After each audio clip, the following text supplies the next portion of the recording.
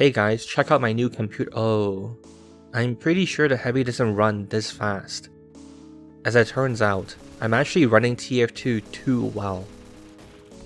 At the root of all source engine simulation is a clock. Even though the game looks like a continuous simulation, it isn't. It's more like a series of tiny jumps. But at full speed, it's very hard to notice since these tiny jumps happen quickly enough to sell the illusion of continuous motion. Every jump or tick of the clock is when the engine processes an update. To update your monitor with a new frame, for example, or process player movement, apply gravity, etc. But not every single source engine system has to or should be updated every single tick. Objects, for example, are set to only update every 0.015 seconds. But each tick of the clock is faster than 0.015 seconds. And each tick can also happen at unpredictable intervals.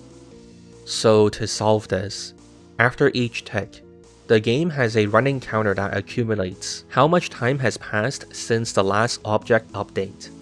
If this counter exceeds 0.015 seconds, it initiates an update to objects.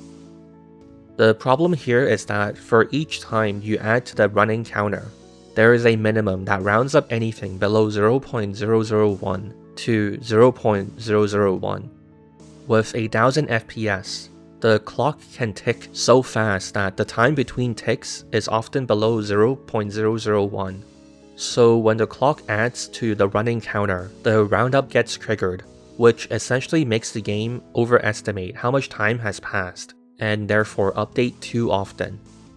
But turning SV cheats on fixes this. Why? Simply because it's set not to do any rounding up when cheats are on. That's it. Why they did this, I don't know. I don't see how cheats has anything to do with whether you round or not.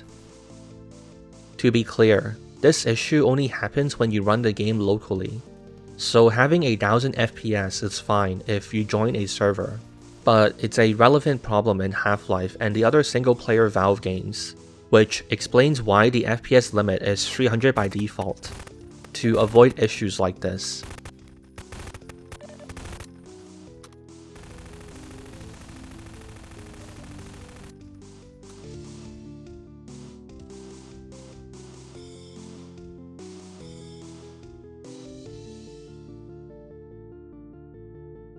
PC, going quickly